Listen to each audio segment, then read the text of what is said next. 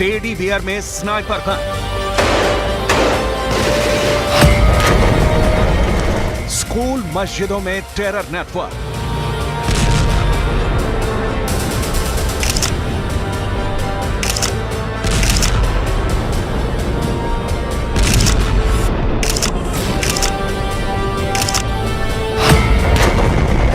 Hamas की खौफनाक साजिश।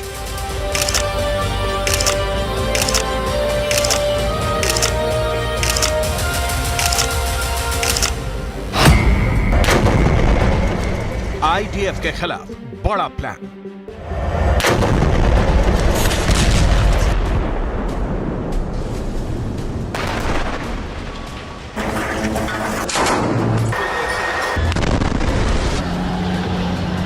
गाजा में हमास का रिएक्शन देख इजरायली सेना के होश उड़े हुए हैं।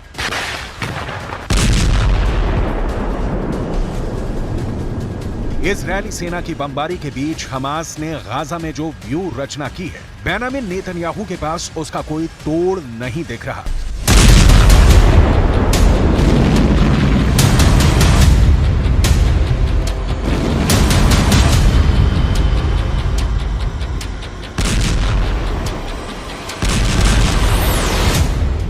इजरायली सेना जिस ओर मूव कर रही है, हमास ने उस रास्ते में बम फिट कर दिया है।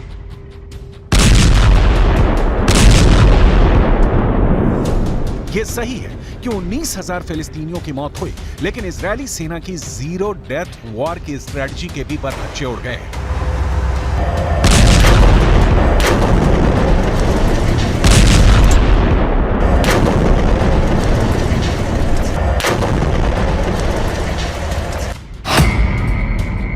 हमास के जबरदस्त प्रतिक्रिया की वजह से ही 27 अक्टूबर से, यानी जब से इजरायल ने गाजा में जमीनी हमले शुरू किए हैं, 121 इजरायली सैनिकों की मौत हो गई है। यह आंकड़ा हमास ने नहीं बल्कि इजरायली सेना ने ही जारी किया है।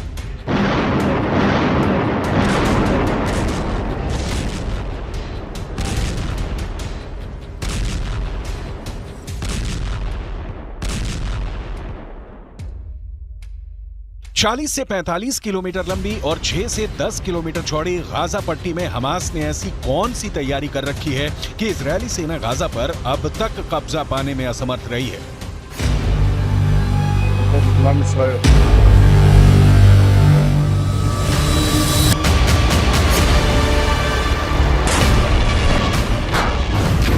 हमास ने ऐसे कौन से हथियार जुटा रखे हैं जिसका जवाब इजरायली सेना के पास नहीं है।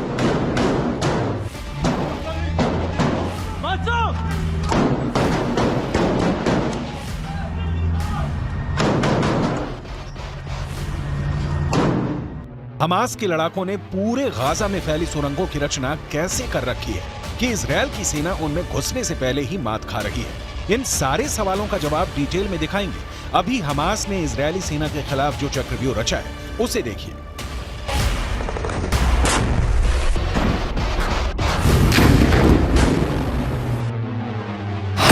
हमास नए नए तरीकों से आईडीएफ के जवानों पर हमले कर रहा है। हमास के आतंकियों ने गोलियों के अंदर बम भरकर उसमें रोने की आवाज निकालने वाले स्पीकर लगा दिए हैं।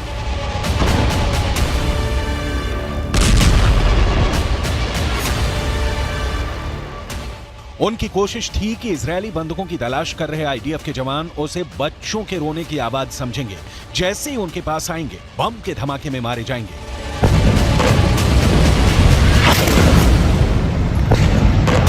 लेकिन हमास डाल डाल खेल रहा है तो इजरायल पात पात। इजरायल इंटेलिजेंस यूनिट ने इस साजिश का पता लगा के अपने जवानों को अलर्ट कर दिया, जिसके बाद डिस्पोजल स्क्वाड ने उन्हें निष्क्रिय कर दिया।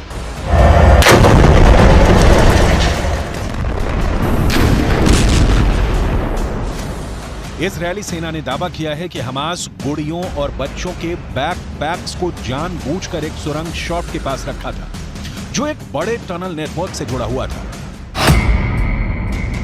इजरायली सेना ने उस इलाके की तलाशी ली और घात लगाकर किए गए हमले के साथ साथ क्षेत्र में हमास की खुफिया जानकारी और टैंक रोधी ठिकानों का भी पर्दाफाश किया। आईडीएफ ने दावा किया था कि हमास के आतंकियों ने टेडी बियर के अंदर स्नाइपर राइफल और बम छिपाए हुए थे। इन टेडी बियर को लेकर आतंकी आम लोगों के बीच रहे थे। इसके अलावा गाजा के कई स्कूलों और मस्जिदों के नीचे टनल नेटवर्क भी मिला है। इसके जरिए आतंकवादी सुरक्षित आवाजाही करते। इतना ही नहीं, हमास ने इजरायली सेना की नजर से बचाने के लिए स्कूल में हथियारों का गोदाम बना रखा था।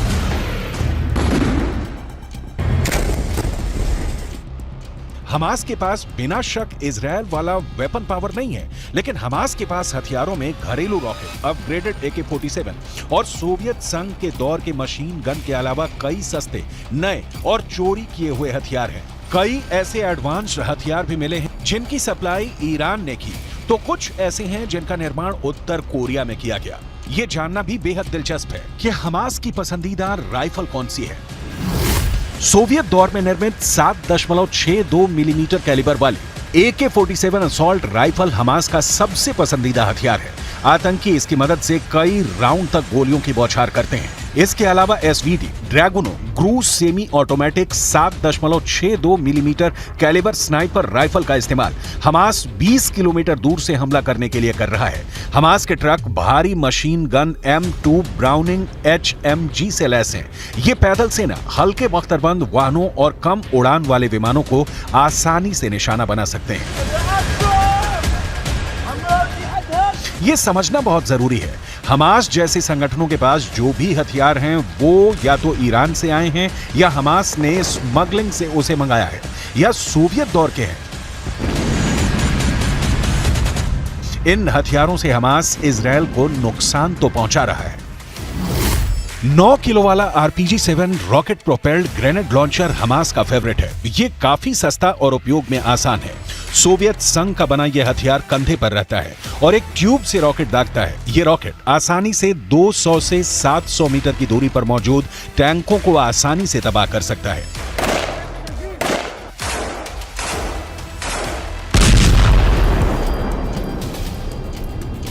हमास को इजरायली सेना की ताकत का अंदाजा है, इसीलिए हमास ने 2014 से ही इजरायली हमले का प्रतिकार करने की तैयारी शुरू कर दी थी। जिन सुरंगों को नष्ट करने की बात हो रही है या नष्ट की जा रही हैं, ये सुरंगें दुनिया के लिए अजूबा हैं। सोचिए जरा, 40 से 45 किलोमीटर लंबी और 6 से 10 किलोमीटर चौड़ी गाजा पट्टी में जमीन के नीचे हमास ने 500 किलोमीटर लंबी सुरंग खोद रखी है। इन सुरंगों में हमास की जान बसती है। इनके हथियार, इनके लड़ाके, इनके नेता सारे सुरंगों में शरण पाते हैं। जहां तक सुरंगों के सफाई की बात है तो इजरायल ने बहुत सी सुरंगों को मटिया मेट कर दिया है, लेकिन अभी ऐसी कई सुरंगें हैं जहां अब भी इजरायल की सेना नहीं पहुंच पाई है। इन सुरंगों को नष्ट करने के लिए अब इजरायली सेना इनके भीतर समंदर का पानी छोड़ रही है। हमास का बचना मुश्किल नहीं, नामुमकिन है। लंबे वक्त तक हमास के टिके रहने की कोई संभावना नहीं दिख रही है। ईरान, जिससे सबसे ज्यादा हथियार मिलने की हमास को उम्मीद थी, उसने साथ छोड़ दिया है, लिहाजा हमास फंस गया है। बाकी किसी भी अरब देश से उसे कोई मदद नहीं मिल रही, जबकि इजरायल को अमेरिका से सीधे हथियारों की सप्लाई हो रही है। नतीजा जमीन पर दिख रहा है। فجأة سمعنا دبة. لما سمعنا الدبة طلعنا برا نشوف ايش اللي صار. لقينا دار جيراننا المسلمي انقصفت على الطابق الرابع، وفي طبعا شهداء وفي جرحى وفي واحد شهيد لسه من امبارح لقيت طلوع। इजरायल की ओर से ताबड़तोड़ हवाई हमलों ने गाजा के कई शहरों को खंडहर में तब्दील कर दिया है।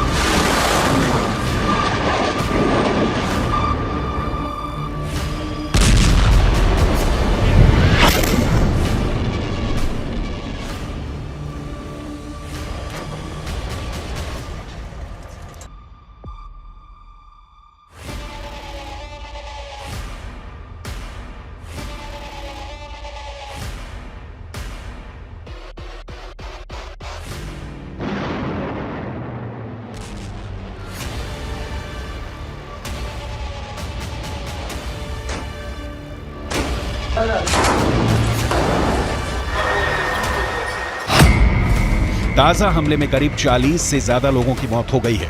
सेंट्रल गाजा के एक शरणार्थी शिविर पर हुए हवाई हमलों में करीब 33 लोगों की जान चली गई है। इनमें 14 महिलाएं और 4 बच्चे शामिल थे। रफा शहर में हवाई हमलों में करीब 8 लोगों की मौत हो गई है।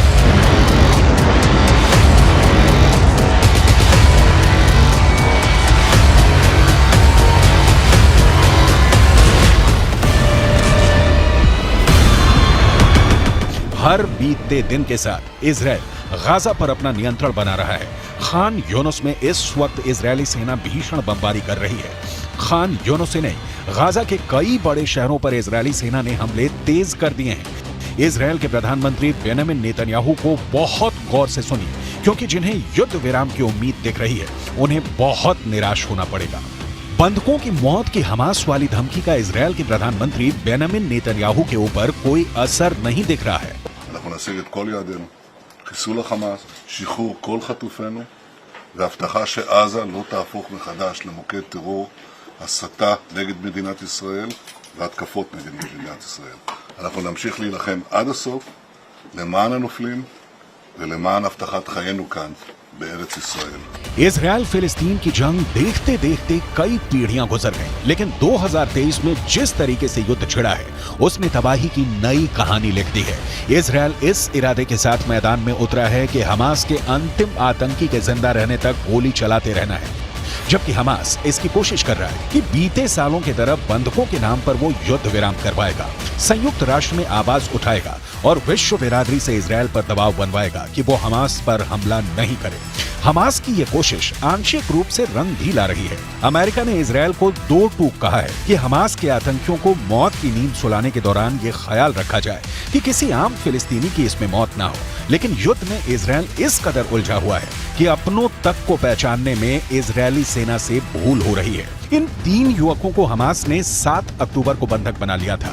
इजरायली सेना ने गाजा पर हमला किया तो पहचान की संकट के कारण इन तीनों को गोली मार दी। हालांकि इजरायली सेना ने अपनी गलती कबूल कर ली है, लेकिन युद्ध में ऐसी गलती की संभावना लगातार बनी रहती है। सवाल फिर युद्ध कहां जाकर रुकेगा और 22 लाख फिलिस्तीनियों के भविष्य का क्या होगा? इस सवाल का जवाब नेतन्याहू के पास नहीं है, क्योंकि इसकी तैयारी में अमेरिका जुट गया है। जो बाइडेन का कहना है कि वो एक नई फिलिस्तीनी प्राधिकरण देखना चाहते हैं, जिसे महमूद अब्बास 2005 से चला रहे हैं। बाइडेन चाहते हैं कि संघर्ष समाप्त होने के बाद नई फिलिस्तीनी प्राधिकरण गाजा में कार्यभार संभाले। गाजा में आखिरी बार चुनाव 2006 में हुए थे। इस चुनाव में हमास को जीत मिली थी, लेकिन हमास ने सरकार बनाते ही महमूद अब्बास की फतह पार्टी के नेताओं के खिलाफ हिंसा शुरू कर दी थी। इस हिंसा में फिलिस्तीनी प्राधिकरण और फतह के हजारों कार्यकर्ता मारे गए। इस हिंसा के बाद महमूद अब्बास ने हमास के प्रमुख इस्माइल हानिया को पद से हटा दिया था, लेकिन हानिया ने इससे इनकार करते हुए फिलिस्तीनी प्राधिकरण से अपना रिश्ता तोड़ लिया था।